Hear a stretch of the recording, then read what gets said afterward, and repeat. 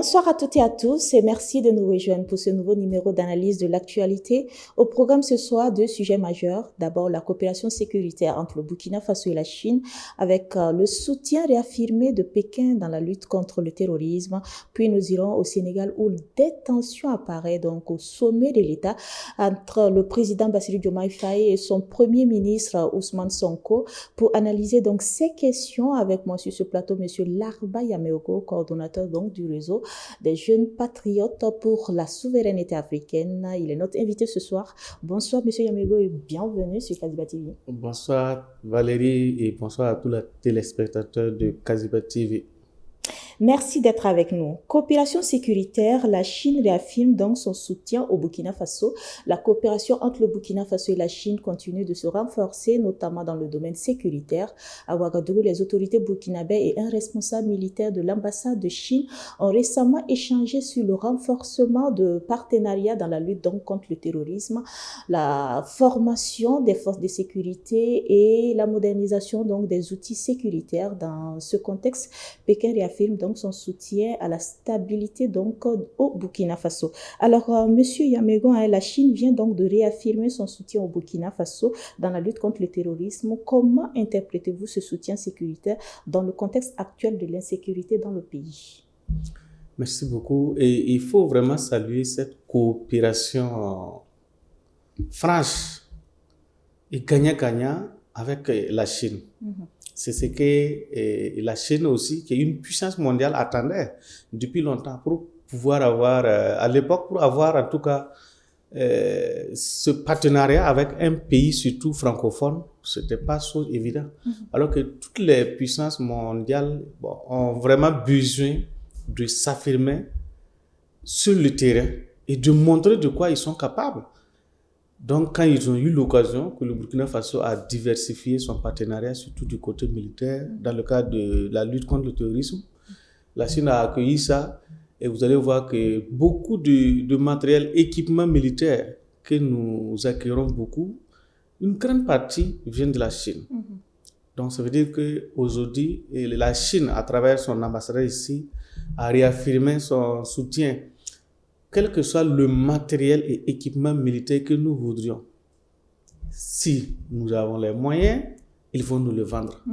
Pas comme les autres qui veulent nous dire que bon, tout ce qui est létal, on ne doit pas vous vendre parce que vous n'avez pas droit, et puis avec des vétos, des interdictions qui nous empêchaient vraiment de nous équiper pour pouvoir lutter contre le terrorisme. Donc la Chine se sent très à l'aise de nous accompagner honnêtement et sincèrement sur le terrain. Quand on dit accompagner, soutien, c'est pas un soutien gratuit. Vous savez, ces pays, la Chine, tout comme la Russie, ce ne sont pas des gens qui font des cadeaux.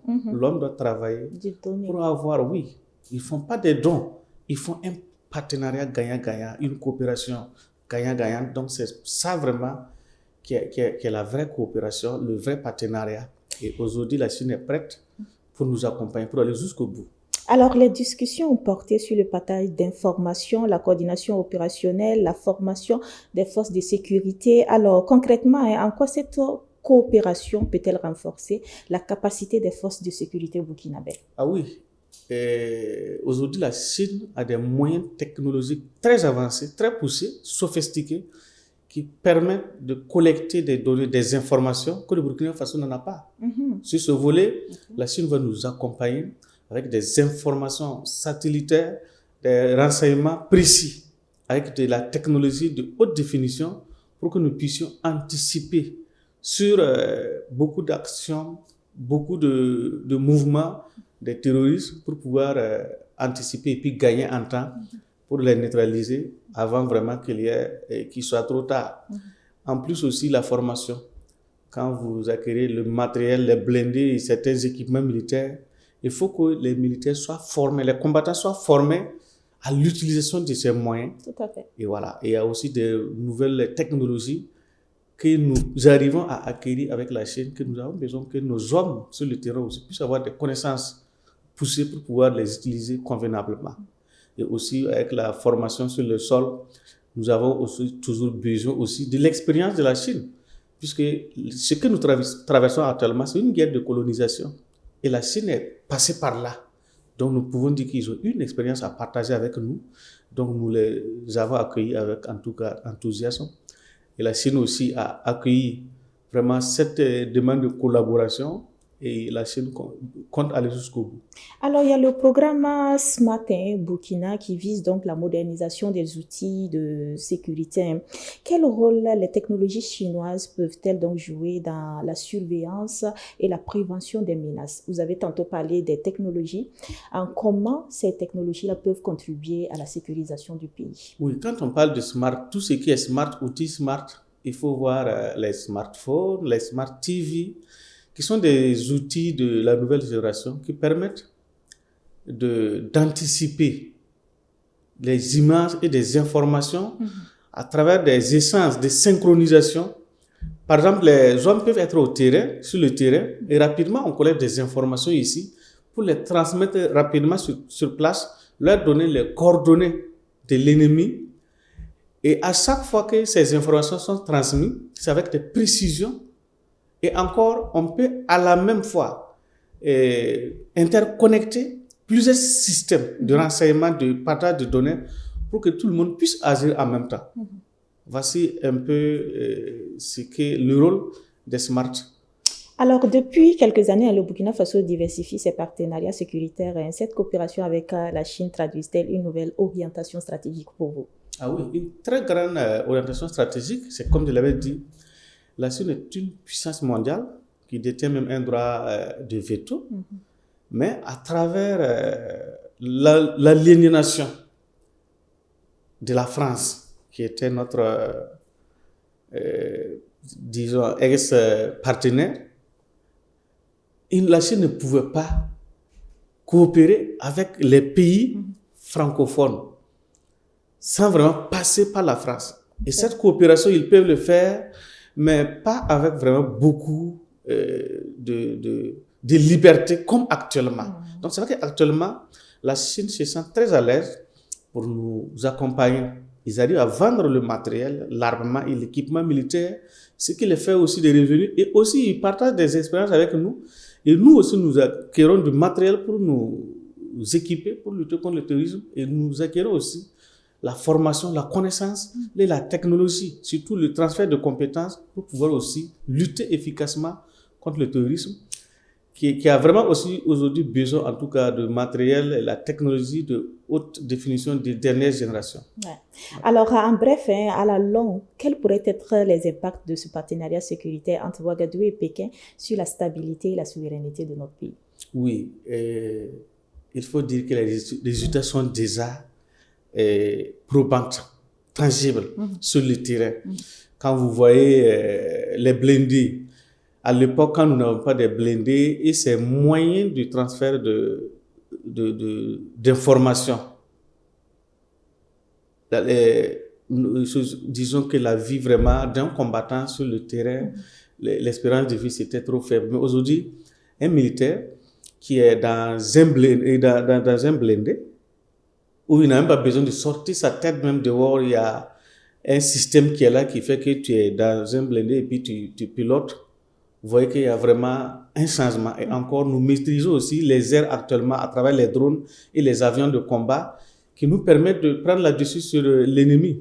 En plus de cela, il faut noter également le partage d'informations à travers les outils smart qui permettent de chaque fois voir l'ennemi, le détecter, et en utilisant aussi souvent les drones de surveillance qui sont capables de voir en tout cas 7-10 km de rayon autour.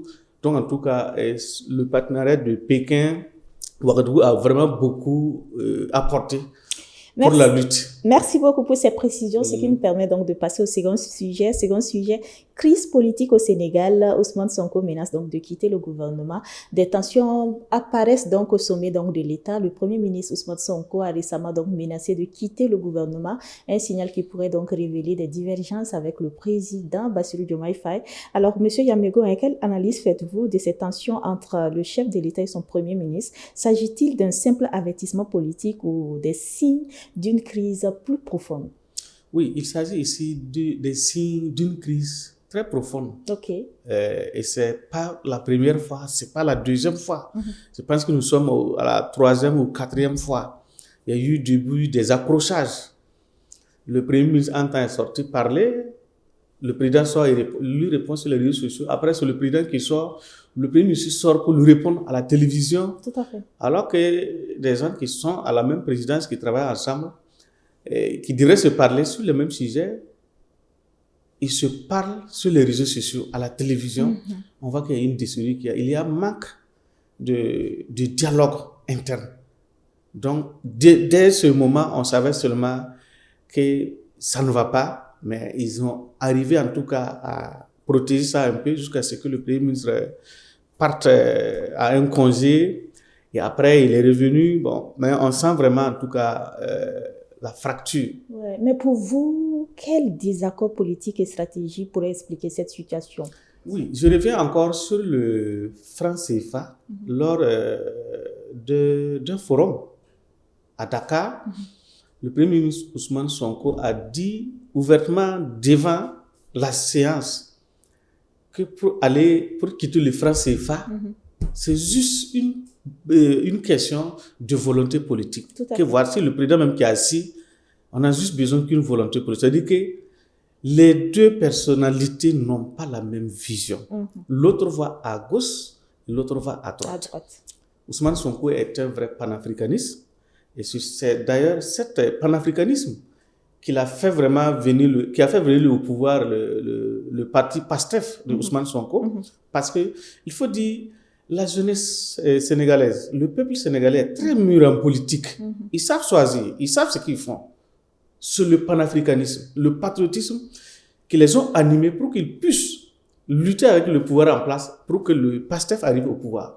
Aujourd'hui, ils sont venus avec des idées panafricanistes, mais aujourd'hui, le président actuel, Diomaye Faye, reçoit des instructions de l'Élysée. Et il veut aller maintenant à l'encontre des idées panafricanistes, genre comme, disons, le départ de l'armée française et la sortie des francs CFA. Voici des questions qui divisent, des questions que nous connaissons, qui divisent les deux. Ils n'ont toujours pas les mêmes vraiment visions. Donc voilà la décision. Mais si Ousmane Sonko quitte effectivement le gouvernement, quelles pourraient être les conséquences sur la stabilité politique au Sénégal pour vous? Oui, la stabilité politique au Sénégal, il faut apprécier en tout cas le peuple sénégalais qui est mûr en politique. Il n'y aura pas de stabilité politique pendant le mandat de Diomaye Faye. Mais il faut dire seulement qu'à la fin de Diomaye Faye, pendant les campagnes électorales, Ousmane Sonko et son PASTEF portent un candidat au pouvoir, même quelle que soit la personne va passer. Et on sent que cette situation fragilise donc les réformes. Pour vous, la suite? Bon, la suite est que le Sénégal va encore, une fois de plus, ressombrer dans le colonialisme, dans le temps passé.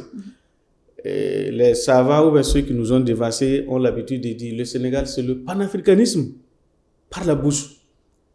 Ça ne se termine pas. Tous ceux qui ont été les présidents sénégalais ou des intellectuels sénégalais, quand ils les écoutent parler, quand ils les écoutent, quand ils les voient lutter sur les plateaux télé, et même en écriture, les Cheikh Anta Diop, les Diouf, les Wade, mais par fini, ils finissent dans les mains du colonisateur. Donc c'est du panafricanisme qui n'aboutit pas, juste la parole. Mais cette crise interne pourrait-elle affecter l'image du Sénégal, souvent considérée comme l'une des démocraties les plus stables d'Afrique de l'Ouest pour vous? Oui, pas du tout. Pas du tout, parce que le Sénégal va rester en tout cas un pays stable, politiquement mûr, républicain. Parce que le peuple va encore une fois de plus prouver que c'est sa volonté qui sera faite sur les urnes et que c'est le choix du peuple qui sera vraiment respecté. C'est ça, j'ai confiance au peuple sénégalais. Merci beaucoup, Monsieur Larbaya Meogo. Merci pour votre disponibilité. Je rappelle que vous êtes le coordonnateur du réseau des jeunes patriotes pour la souveraineté africaine. Merci beaucoup. Merci. Ainsi s'achève donc notre émission. Nous retenons l'essentiel de notre analyse sur ces deux sujets majeurs de l'actualité ouest-africaine. D'une part, le renforcement de la coopération sécuritaire entre le Burkina Faso et la Chine, et d'autre part, les tensions politiques observées au Sénégal. Merci à notre chroniqueur du jour pour ses éclairages. Merci également à vous de l'avoir suivi. Restez à l'écoute pour la suite de nos programmes. Très bonne soirée à toutes et à tous. Bonsoir.